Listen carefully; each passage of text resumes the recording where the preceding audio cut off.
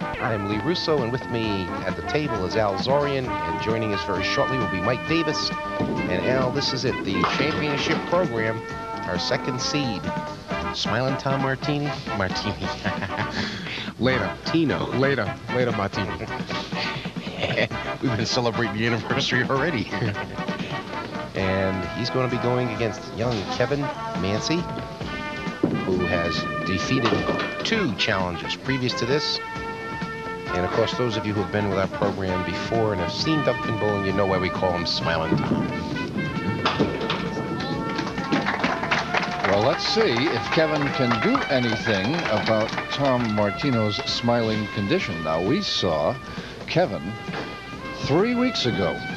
Kevin had never before successfully challenged a seed on our television bowling, although he's tried many times. He not only successfully challenged Mike Khaleesi, he successfully challenged Rich Hicks, and now here he is for the first time in a year of duckpin bowling on TV in the final match, and what an auspicious occasion, our first anniversary program. A pleasure to be concluding our 6 weeks here at Max Bowlaway on Main Street in West Warwick. And this should be a great match. The old pro, quote, unquote, against our young and up-and-coming Kevin Mansi. Of course, Tommy Martino I think he's probably made as many visits to our TV show as any other bowler, and I think him and Sal Gentile. So, certainly not a new face to the television. Maybe we can get Tom to smile today if he wins. And while we anticipate what I think is going to be one of the best matches we've seen this month, I want us also to look forward to our next match today as SUE HANNAN returns from her victory to challenge Martha Steere. Oh, that should be a great one. And I know a lot of people are going to be rooting for SUE HANNAN. We've talked about it before, and I'm sure that Sue will certainly have the crowd in her and rooting for her, is trying to get her first victory here on our television program. And nonetheless, for Martha Steere, who drew top seed in the qualifying and has drawn a bye all this month through the qualifying rounds on the basis of her high score. All right. Tom Martino now. Tommy threw a ball that really got away from him, with 2-4 pocket going away and dropped 9. And, well, that's what, and when you're throwing a good ball and you've got that smooth delivery, and the ball has a lot of stuff going in, and that's unusual for Tommy Martino. Usually Tommy would take advantage of one a pinner break like that. That's right. It's amazing in a one-game match, especially when you have to make some adjustments in a strange house, a strange set of lanes. Kind of has a tendency to even it up, doesn't it? It certainly does. And let me explain, because as you know, we've been here for 6 weeks. There's the automatic 10. Automatic 10. I was here about that before. For several weeks in advance of our first show 6 weeks ago. And here at Max Bowlaway, which was operated by the McLaughlins for many years, and then assumed proprietorship under the late Emile Lacroix, a very famous Hall of Fame duckpin bowler. This is not a new house, and the approach has settled to a different level than the lane itself, which is on a different bed, so that when you are bowling on what our viewers see as the right-hand lane on TV, you cannot release the ball early or it will hop. And so each of our bowlers has taken the first few frames to adjust their release on the right-hand lane. But as you can see, Tommy has no trouble at all on the left. And of course, it always happens. You miss that one pinner and you come back and throw the strike. So Tommy lost 10 pins. Kevin Mansi. I knew you'd do that once. I knew it. You know, and Kevin keeps warning me. Keep saying, my name is Kevin. Scott. My name is Kevin. So we have Kevin, Scott, and Dad, of course, Scott Mansi. And it's we've had them on the show so often, it's tough to keep them straight. Yeah. We'll have to get them on together one time. That'd be something. We almost had that. We almost had the 2 brothers going against each other. All right. Kevin now has 3 marks, the first 4 frames. And he's going to keep the pressure on Tom Martino. Of course, Tom's been there many, many times before. And he'll just take it 1 box at a time. He knows that there's a long way to go in this match. Tom working on the strike. Leaves the 4 horsemen standing on the left. Goes to the inside. Oh, boy. And that's unusual. Just nothing happened. Couldn't get the pin action off the wall. Couldn't get the ball to come back off the wall. Leaves the 7 pin. I really don't think the ball followed the pins down like it usually does. No, it looked like it I think it followed almost. through. I don't think it almost chopped through the head pin, and maybe the 2 pin went, was hit on the outside instead of the ball carrying right down the line. I think that was the problem with that one. All right. So Kevin hanging on to a small lead. And Tommy now with the 1 pin spare break on the left side.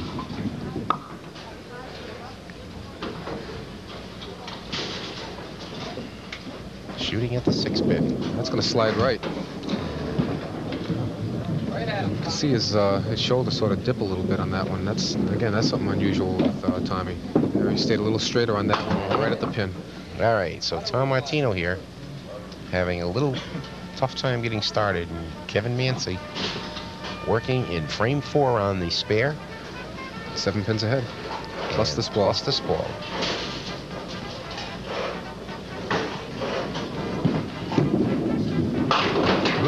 The wall breaker. Dynamite. The wall breaker. With that, we're going to break away so our local tournament sponsors can have a word. We'll be right back. Is going to favor bowlers with a late release.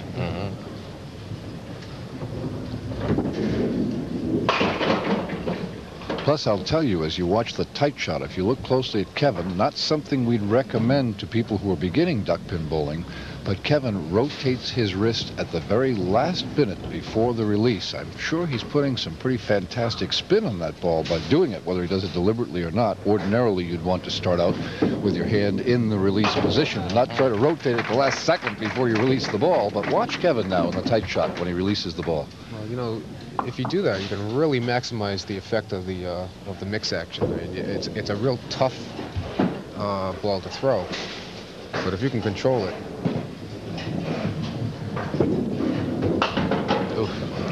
Grips out the 2 on the side. Sure, you wanted a little closer to the head pin. The other thing I want to remind, especially our viewers who are watching duckpin bowling for the first time in this series that's reaching a much wider audience now from Max Bowlaway in West Warwick, duckpin lanes are not dressed as 10-pin lanes are. Watch the ball go down the lane. See that it must rotate. It cannot skid. You can't put reverse English or reverse spin or any kind of fancy lateral spin as you can with a 10-pin ball. You have to work with the ball as it rolls in contact to the lane. All right, Scott. Did it again, Kevin. Twice. Kevin Mansi now moves to 103. And that's why Kevin wore his white shirt. He said, Lee, that way you can see it and you won't get us mixed up. What Kevin doesn't know is I need glasses. All right, Kevin can't get careless here. There's still enough room for Tommy to close the gap. He needs only 26 pins, and Tommy's working on a spare. And you don't want to get callous now. And we just hope that Kevin's youth doesn't show through here and he doesn't lose his concentration. But he was pretty psyched up when he came on the air today, hoping to he wanted this one. Get the Mansi family into the winning circle. And remember also, although he needs no excuse from me, that Tom Martino drew top seed, and he has not had an opportunity to bowl these lanes before. You remember that Kevin was here a couple of weeks ago, and he has had 2 strings on these lanes. He knows the conditions of that right-hand lane, and that may give him an edge over Tom. Sometimes drawing top seed in a rotating tournament like this in a strange house may not be to your advantage. That's right. Tommy just missed dropping all 10 with the 5-pin standing solid. That would have been a big one for him. Well, put him right back in. Still pretty big. He's still back in it. He's it's down to only 17 pins now, and if he gets this spare here, it'll be down to single figures. There's the Tom Martino. Here he comes. You know you're not going to hold down Tommy too long. And I think he knew from his experience he didn't have to worry about striking. He had to get marks, but he didn't have to worry about striking. It wasn't a must-strike situation, especially when he saw Kevin open up for the last 2 boxes, leaving 3 boxes. Now Tom Martino now working on that spare. That was a break. Good ball. Didn't catch the break. Leads down to 10 pins. Tommy has to go for this one. To try and slide the 5. No, he's going to go the other direction for the 2. Fouled. Fouled, he'll get a 9 box. Well, it's the only thing, consolation there is, Al, that he didn't pull the spare. The foul lights at Max Bowl are up above the skirt of the masking unit so that our television viewers cannot see that foul light come on, but unfortunately everyone else can. And Tom is not having a good day. That foul was on the left-hand lane, which is Yes. a good lane. And Mike, there was a off the head pin, come out of the back end and hit him from behind strike. There was once a popular song, Jerry Reed, as a matter of fact, when you're hot, and when you're not, You're not. You're not. Tom And- Martino does not have many off days. Well, right now, Kevin Mansi on the verge of wrapping it up, and he Even on almost the- got another one. Well, when things are going your way, Al, there's just nothing going to That's stop right. you, right? And it looks like the Mansi family will finally break into the winner's circle. But I'll tell you what, Tom Martino has bowled many a duckpin bowling match. I'll bet he smiles about this one just the same. I don't want to put a damper on the Mansi party yet, but Tommy has a chance. The best Kevin can do is 142. The best Tom can do is 142. We could Boy, do would something that be a here. finish. And, of course, we all know that Tom Martino is capable of throwing triple strikes. And we all know, because we saw it earlier this month, what we do about a tie finish, we have a 2-box roll-off. So Tom needs the triple for the tie. And is it going to happen? He's not going to get that pin, I don't think. Oh, he's going to go down to defeat here, and Kevin Mansi Kevin wins. Mansi now has 3 more wins than his whole family together. put together. And in what qualifies, I think for the first time we can say truly, a legitimate upset.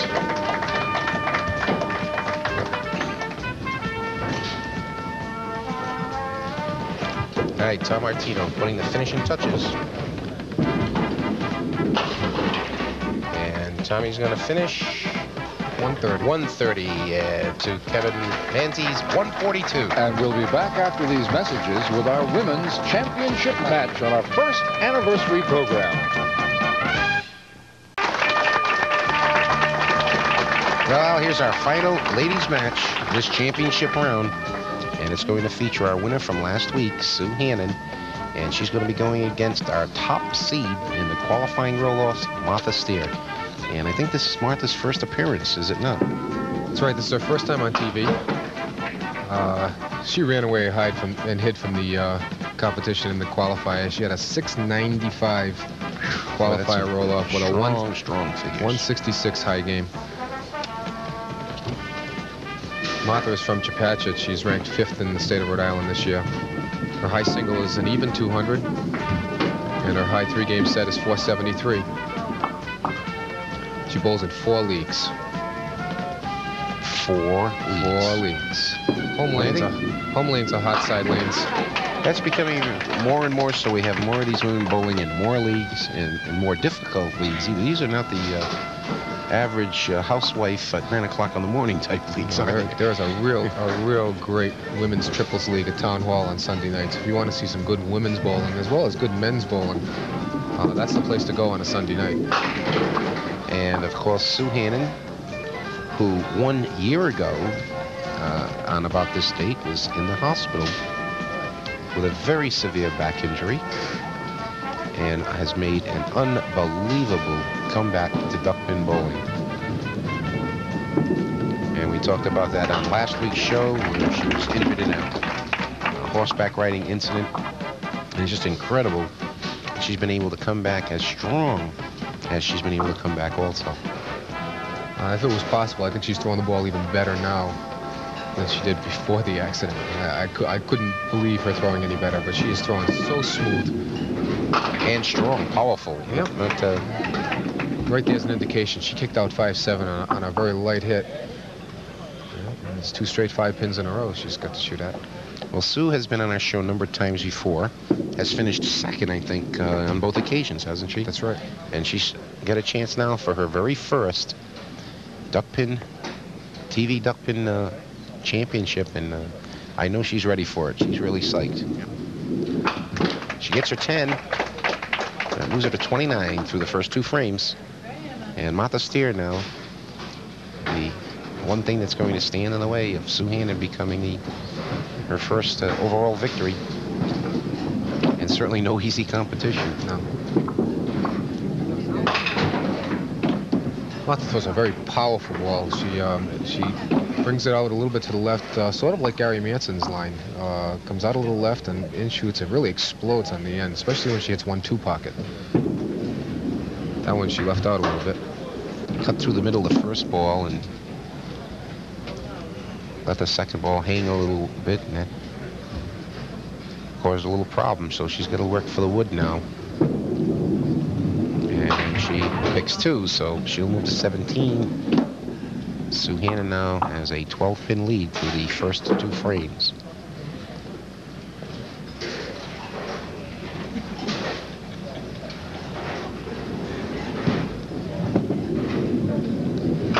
And real thin on that 1-2 side. Had a real mess up there. Of course, didn't get that much better, but did kick out the corner pins.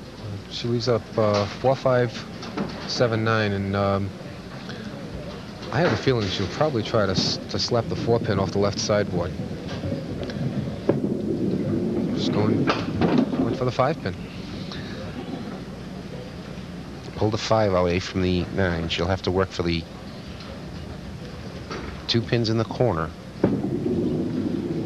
And she does, so she finishes with a 9 box. That brings her to 26.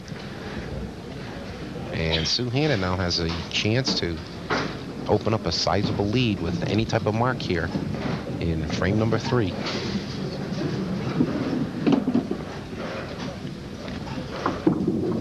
Good ball. Boy, she's throwing strong. Good ball. Real nice strike. Ball went to the 1-2 pocket and exploded. Last spin to go down was the 9-pin. So Sue Hannan in frame number 3 now with a strike.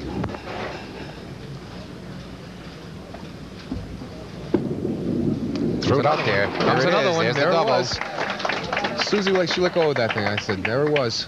That was a well-thrown ball. Another 1-2 pocket. And she seems to be throwing the ball out just a little bit further here on the left side. She's made an adjustment. Bringing the ball in a little bit on the 1-2 side. And Martha Steere's certainly run into a buzzsaw here in the first 4 or 5 boxes. That's right. She's now down at least, well, she's down 23 pins right now. And Sue has 2 strikes to fill in. So she's starting to run away and hide very early in this match, trying to eliminate all doubts. Tough spare break here. Oh boy, slid it across the way you're supposed to do it. Came across short on the other side. So we now have the 9 and 10 left.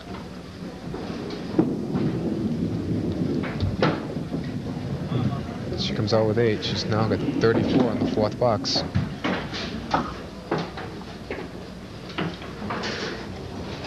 Martha Steere, she's struggling. She can't seem to get untracked here in this final champions match. Martha Steere, our top seed from the qualifying round, going against the tough Sue Hannan, who has really come out Smoking. boy. There's no other way to describe it. She's coming out smoking. And missed a 1-pinner in the second box. Yeah. Well, if you think about it, she had the 5-pin twice in the first and second. She could have had $4. She could have been into our producer for $50 already. That's right. She could have easily had 4 strikes in a row. Okay, Martha Steere. It's her 10. That moves her to 44. And Sue Hannan now will be working on the double strike in frame number 5. And Mike Davis, where are you with your checkbook? We promised we weren't going to mention that. She's going to throw it. I can feel it. Okay. Get up there. Boy, it should have been.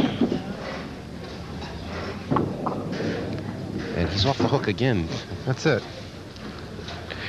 That moves her to 57 through the 3rd frame. She has a sizable lead. And if she picks this one, she laid that down. She laid it down just a little bit too much. Got away from her. But she moves to a 42 pin lead. And through the 5 boxes. So Martha's going to have to get it moving. After word from our tournament sponsor. All right, here we go through frame 5. We have Sue Hannan with 86. Martha Steere with 44. Is she throwing loose today or what? Boy, she is just buzzing that ball down the middle. She has thrown 4 bombs in there. I mean, 6 bombs in there.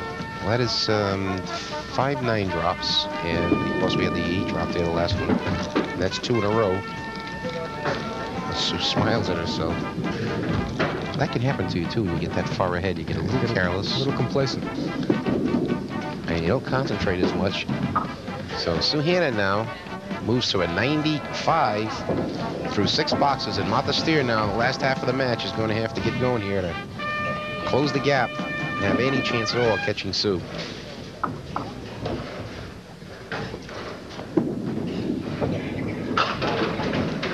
She laid that one off to the right and got a real great break, leaving the 1-2 for a spare break.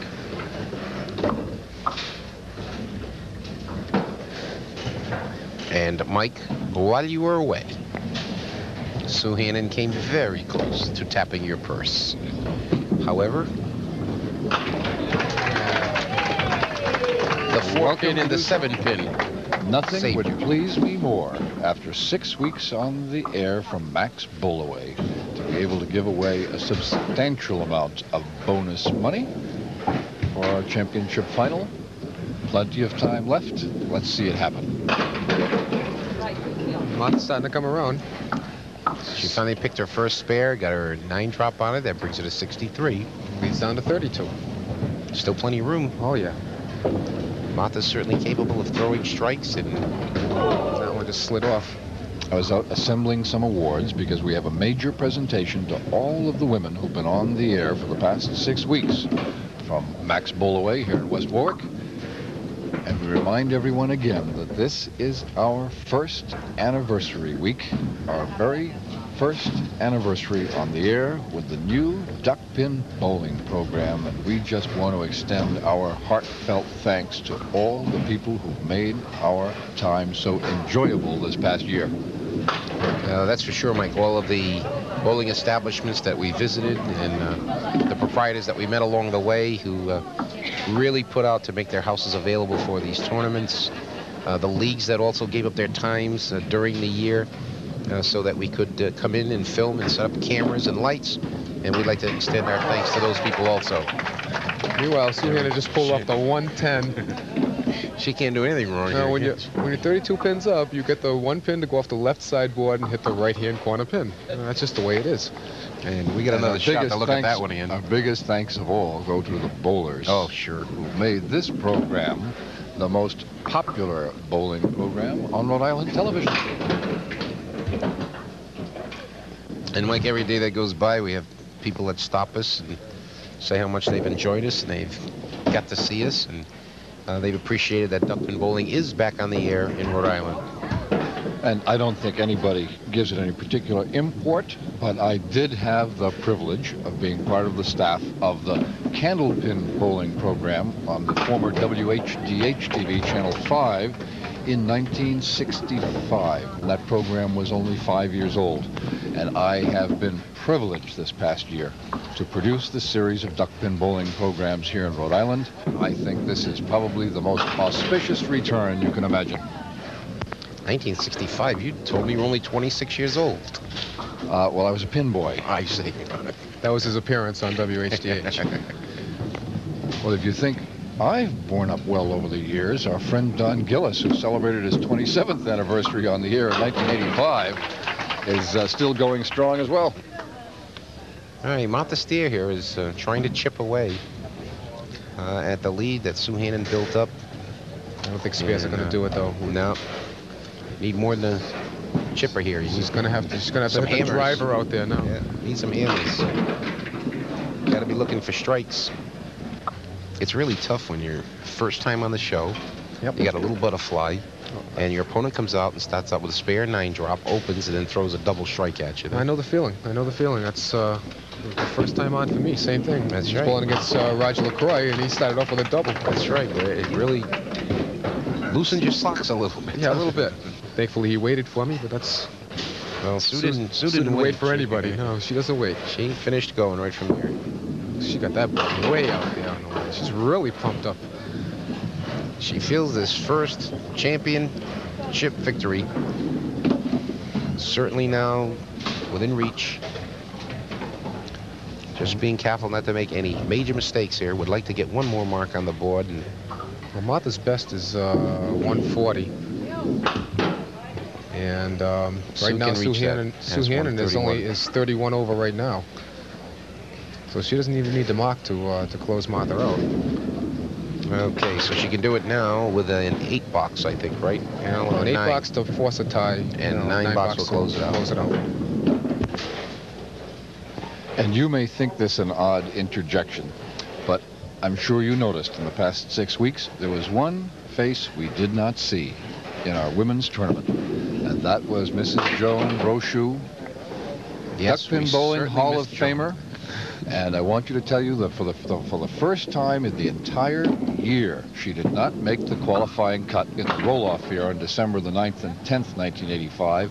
And this, I really feel strange, doing a series of television programs without Joan Brochu bowling. And I want you to know that she has been here week after week, rooting on the bowlers. Joan loves Duckpin bowling, and Duckpin bowling loves Joan Brochu. And she's here in the crowd, man. She's sitting right in the front row, or at least she was a little while ago. Yep, she's still there. She's still here. She's been here with us all day through our matches. Joan would have been a hometown favorite, too. She only lives 5 minutes down the road, right. I think it is. All right, so Sue Hannan has wrapped up her first victory on our TV Duckpin tour. And I'm going to turn it over to you, Mike, to close it up here before we come back. All right, well, I'm going to take a very quick exit because we're coming back directly after this word for our women's presentation. Okay.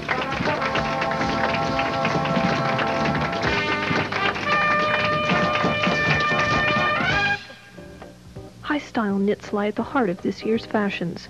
Many of them are quick and easy to make, and at Reigate... We have women's matches on Duckpin bowling. We have one more championship match to go, but first, let's take a moment to congratulate all of our women's participants and to thank our hostess, Mrs. Odile LaCroix, proprietor of Max Bowlaway here on Main Street in West Warwick. It's 27 years ago that you and the late and beloved Emile LaCroix took over the proprietorship of Max Bowlaway from the McLaughlins. Right. And I want to tell you that in the past 27 years, you've probably brought more enjoyment to duckpin bowlers here in the state. I think all of the proprietors would agree that this is undoubtedly one of the finest and most reputable and most enjoyable houses to bowl in anywhere in the state, and we've had a wonderful time these past 6 weeks.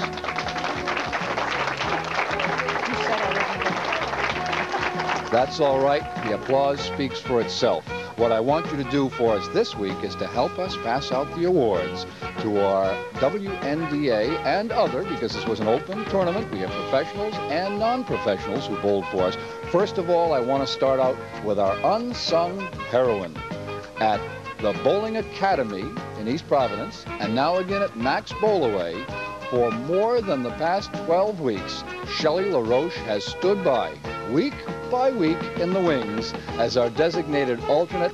Shelley, we have a beautiful trophy for you from Paramount Bowling Supply with our Cablevision Open emblem right on it. Come on right over here. We have a copy of Pat Grattan's Among Ourselves 2 cookbook, and we have a cash award from the RIDBPA, and our sincere thanks as the unsung heroine of our women's matches on duckpin bowling.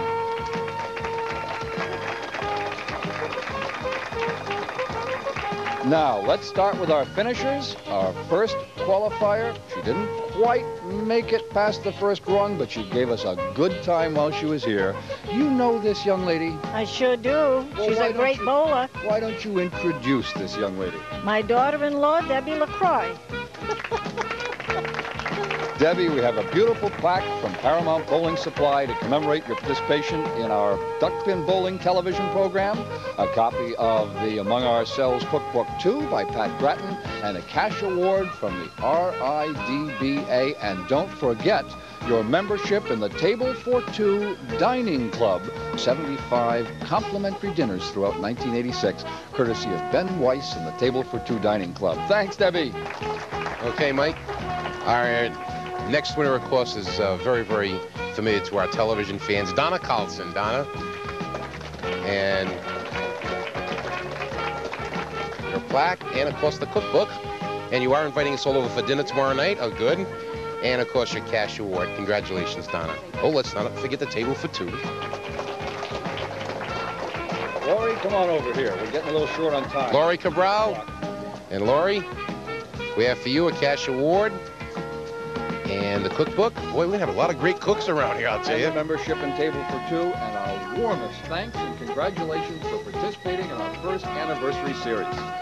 And Ann Kader, who is a first time on our show. Ann, you did a great job. Your plaque, cash award, and the cookbook, and the... Watch if you want. No, a membership in Table for Two. And, of course, the young lady who made the Duchang hop famous, the lovely Carol Duchang. Carol, congratulations. And Carol's inviting us all over the next week for dinner out of the cookbook. Not you, Lee. You mentioned the hop over the ball rack. You're out. Al did it first. Thank you, Carol. And now, it's my pleasure to award to our first runner-up, courtesy of Paramount Bowling Supply in Medway, Mass., one of our tournament sponsors, our second place premium trophy, a beautiful trophy from Paramount Bowling Supply. Second place cash honorarium from the RIDBPA, a copy of Pat Grattan's Among Ourselves Cookbook 2, and membership in the Table for Two Dining Club, and our sincere congratulations for a second place finish on Duckpin Bowling. What can we say about Susan Hannan that we haven't already told everyone on the air month after month as she makes a sparkling comeback from personal tragedy? And it had to be at Max, you're right. Sue, congratulations. It was a great show. Don't drop this, for heaven's sakes. That's a beautiful first place trophy for your first place finish in our first anniversary of Duckpin Bowling on television. Of course, you get all of the merchandise premiums, the membership, and I am holding this rather substantial check. I want to hold you here for 1 minute. When we do this again, please, could you and all the members of WNDA and all of the other participants who enter the women's division of our open tournament, please throw 3 in a row. I'd love to give you that extra money. We held our breath all this month. And don't hold your breath, because we're coming right back after these messages from our sponsor with the day's championship final on Duckpin Bowling.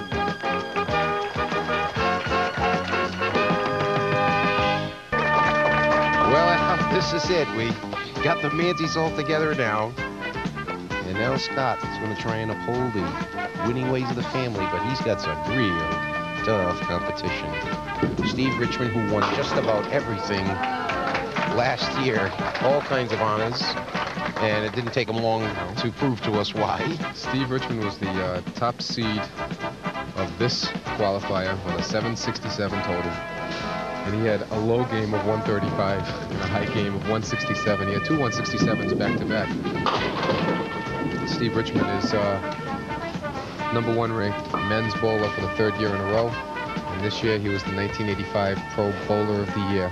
And boy, that's quite an honor, because that is one of the toughest group of men to compete against. That's right. Anywhere on the East Coast.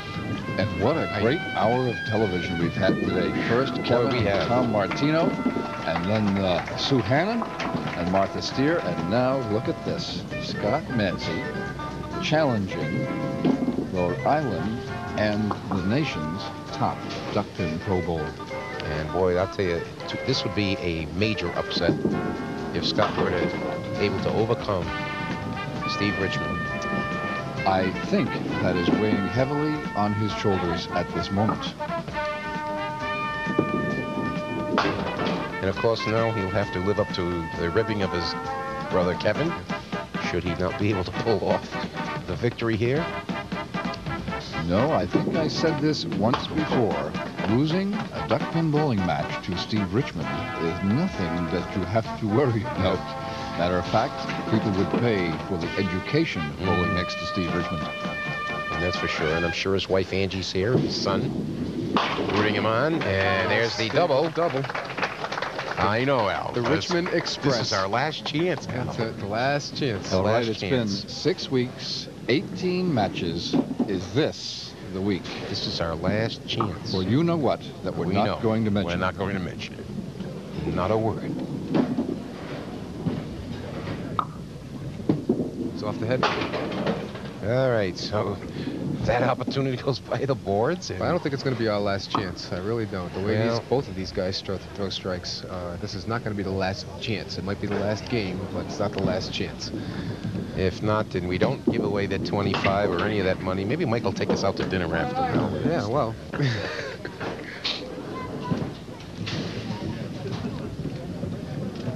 All right, Steve Richmond. He now has 53 through the first 3 frames after opening up with the double. He's opened up a And, quick 26-pin lead over Scott Mansi. And boy, that's got to. I mean, if you're bowling against Steve Richmond, you look up and in the 3rd box, you're ready to bowl your 3rd box, and you're already 27 pins down. All right, he broke that one up. Well, that's a little help for Scott. I think a spare here will help Scott. Scott's got enough experience to know that it's a long way to go yet. But he also knows that he cannot make too many mistakes. And the spare breaks he gets, he's going to have to pay. He went by that one. I think he's starting to overthrow a little bit. Or as the saying goes, you hear the footsteps. All right, Scott now's got to get himself together here. He still has 7 big frames left. Anything can happen. Oh, sure, in this game, we've seen many, many come from behind victories from bowlers that we thought were well out of the match. And all it takes is a couple of strikes, and there's a quick turnaround. Well, that's really the only difference in this match right now is Richmond's double. That's right. And we've seen Scott throw plenty of strikes, so we know he's capable. But I he'd think better he- start soon, because we have seen Steve Richmond look over at the scoreboard, know to the pin what he needs to win, and drop precisely to the last pin the 1 pin he needs to Oh, win. yes, we have seen some exciting finishes from Steve Richmond. Steve does make things exciting. Yes, he does. You keep talking about Steve's 6th box and the last box to win by 1 at hot side or something like that. 2-2 and 2, I think you're right. Steve really uses his legs when he throws the ball. He pushes off And real I'll- strong.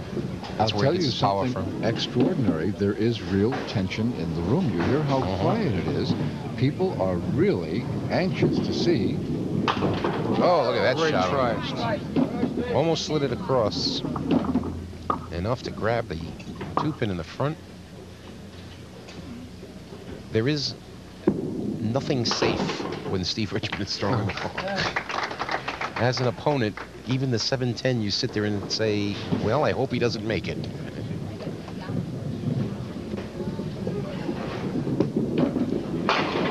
There's another great ball by Steve Richmond. Leaves a solid 9-pin. We've seen the 9-pin a lot. Boy, that really puts a lot of pressure on the bowler.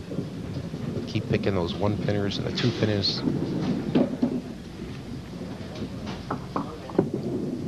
He has it. And Steve now gets his spare. He was a little worried about that one. Yeah, I don't think Steve was too satisfied the way he threw the ball He originally. but- didn't think the ball was going to move that much. Yeah. All right, Scott now is going to have to bear down and get his head back into the game and realize he's got to throw some marks. Boy, those sure don't help.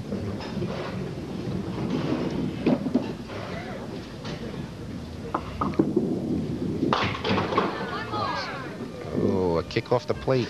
He's still got a big roll coming here and going to be a little short. So Scott will have the 5-pin left for his 10 box. And he's going to fall further behind Steve. And we're going to break away here for a minute so that our local sponsors of the tournament can say hello.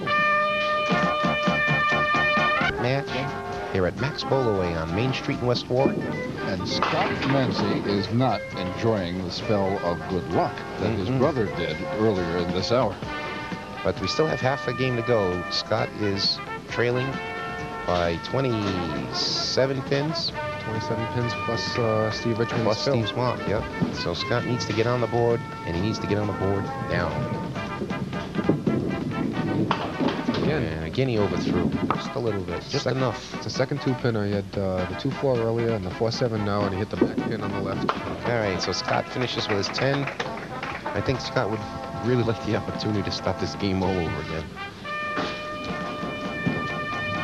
Steve ought to start freewheeling now. It's a little tough when he gets 30 pins ahead. So, you know, this is the... I was going to say this is the difference when you're ahead. You usually break that pin off. Well, now what happens is you make it anyway. Yeah, that's it.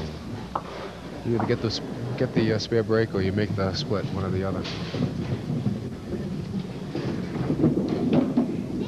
Gave it a rattle. Yep. I do not envy anyone who halfway through a bowling match is 34 pins behind Steve Richmond. Of course, it's very easy to fall 34 pins behind Steve Richmond. Well, Steve came out with a double, first 2 boxes, and hasn't looked back. Well, Steve is the type of bowler that comes out and gets you right away. He doesn't like to waste too much time. He goes after you from box number 1. And not to dwell too long on the psychology of it, but it's not just facing the top bowler in the country.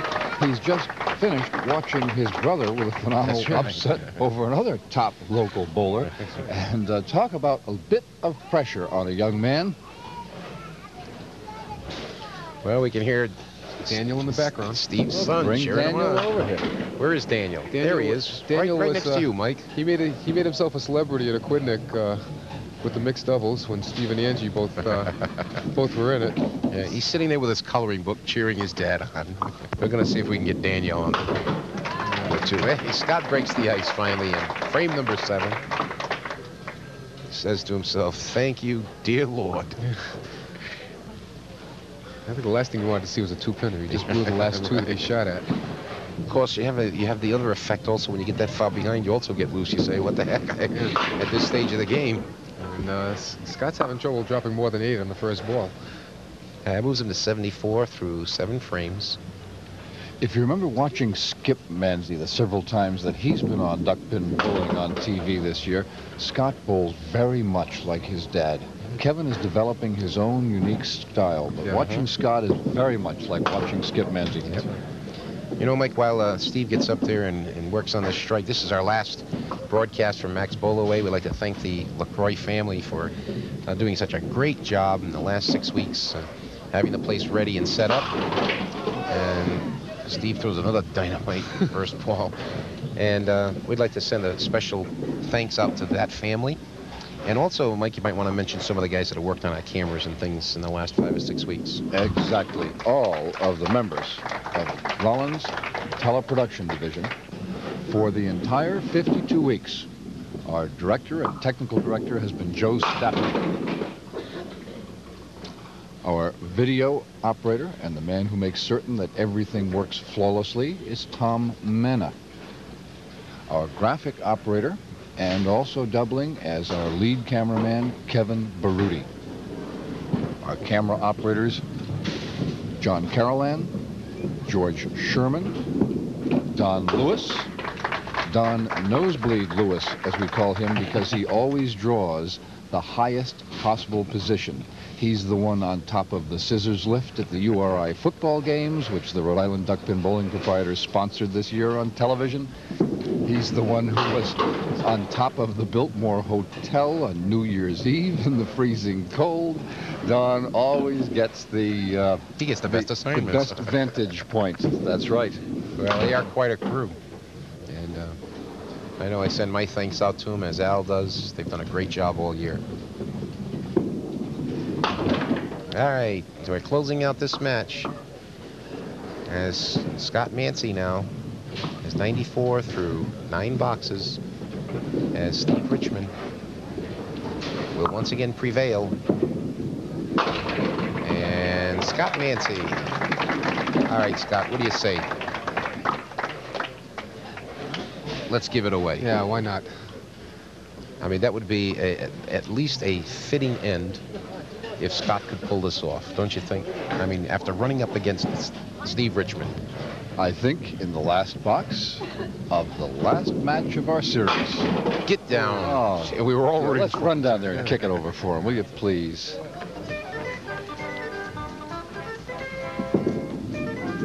Mike, I don't believe we're going to go through 6 weeks. How many matches? 18 matches. 18 matches and not give away one of your $25 checks. I just don't believe that. I say he gives us each one. Considering the caliber of polls we've had, you got lucky, Mike.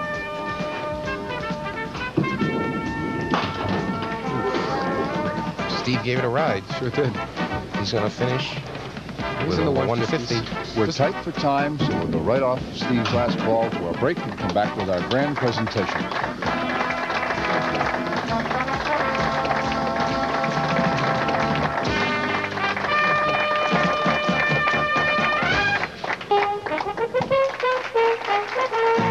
Well, we couldn't have had a better time on our first anniversary program on Duckpin Bowling on TV. What a wonderful 6 weeks we've enjoyed here at Max Bowlaway on Main Street in West Warwick. Roger LaCroix, you have some awards to make. Lee, take over. Thank you, Mike. And Roger, we have the honor of making the final awards here in our 6th week at Max Bowlaway in West Warwick. And I know you're going to have a good time doing this. Our first match, of course, we almost had a